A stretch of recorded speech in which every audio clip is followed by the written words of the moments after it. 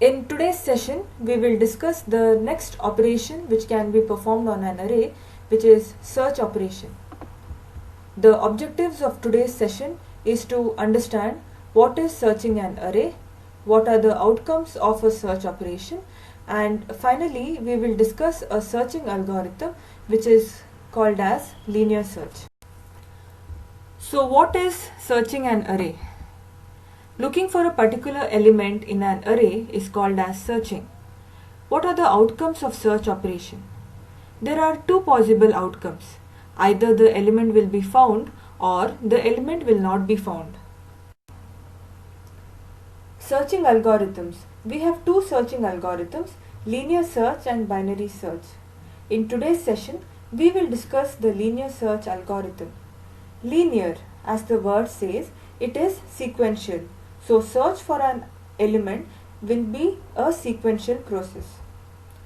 Linear search is used to search elements in a sequential order. The elements can be arranged in any random order. This is the advantage of using linear search, that is, the elements can be ordered in any random order. Let's look at an example for linear search. Consider the given array. The array consists of 9 elements. Linear search, as the word says, the search happens in a sequential manner. So when we have to search for a given element, we start from the first element, that is at the index position 0, and then we check each element till we reach the end of the array. If we find the element in the array, then we return the index value of that element and we say that the search is successful. If the element is not found in the array, then we say that the element is not found. So this is a sequential process. Now let's check if the element 81 is present in the given array. If 81 is present in the array, then we have to return the index value. So we begin with the first element 2, which is present at the index position 0. So we check if the array element 2 is equal to 81, which is nothing but the search element. Next we check if 6 is equal to the search element. Next we check if 13 is equal to the search element. Is 21 equal to the search element? Is 36 equal to the search element? Is 47 equal to the search element? 63 equal to the search element? Is 81 equal to the search element? Yes, 81 is equal to the search element. Thus we have to return the index value of this element, which is nothing but 7. Now let's check if 25 is present in the given array. So again we begin from the first position of the array, that is index position 0, and again we keep incrementing and we check at every position if 25 is present. Since 25 is not present in the array, we display a message saying element not found. Next we search for an element 21. So again we begin from the first element of the array, which is 2. Now we check if 2 is equal to the search element, which is 21, and we check next if 6 is equal to 21. Next is 13 equal to 21, and finally we find the element 21, which is present at the index position 3. Thus we return the index position of the element. Now let's write the logic for this linear search. So this is a continuous process, so we have to make use of a for loop. So the code will be for I equal to 0, I less than the number of elements, so that is I less than n, which is 9, and I plus plus. Next we check if a of I, which is nothing but the element which is present in the array, 2, 6, 13 and 21, these are all a of I. We check if a of I is equal to the search element, which is x. If it is true, return the index value, so return I, else return -1. So this is the logic for linear search. In the previous example of linear search, the element to be searched was stored in a variable.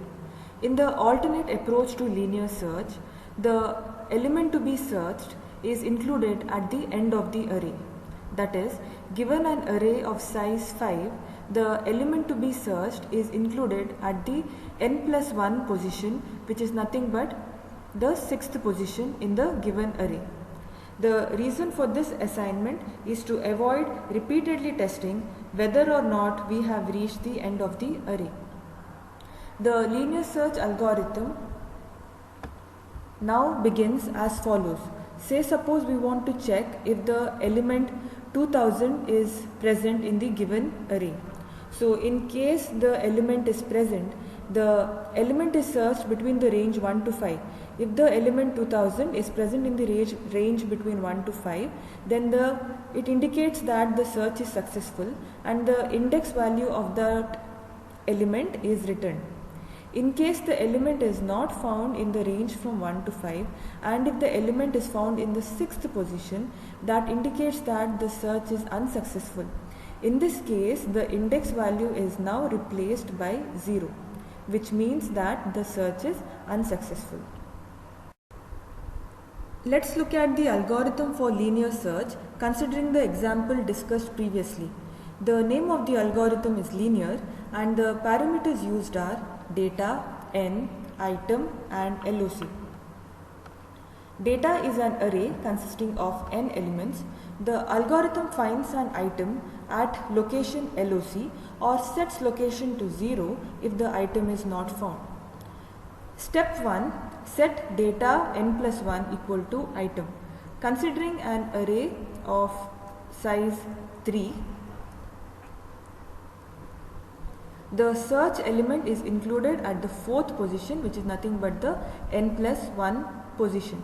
So let's consider the array elements as 5, 6, 2 and let the search element be 100. So the element to be searched is included at the 4th position. This is nothing but the item.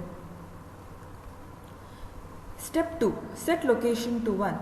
Note that in this algorithm, the array index is beginning at 1 and not 0. However, this algorithm can be customized and we can set location to 0. As of now, let's continue this algorithm assuming location as 1. Step 3. Search for an item. So now we begin searching for an item in the given array, that is from the position 1 to position n. In case the element is found in the given range, that is from 1 to 3, then we say that the search is successful and the index value of the element where the element was found has to be returned. So this process has to be repeated as long as data of location is not equal to item. So as long as data of location is not equal to item, continue searching for the element, that is keep incrementing LOC. However, if we don't find the element in the given range, that is from 1 to 3, and we reach the n+1th location, then we will definitely find the element at the n+1th location. In this case, the location has to be set to 0, indicating that the search is unsuccessful. So if the search is unsuccessful, then the index value of the search element is replaced by 0.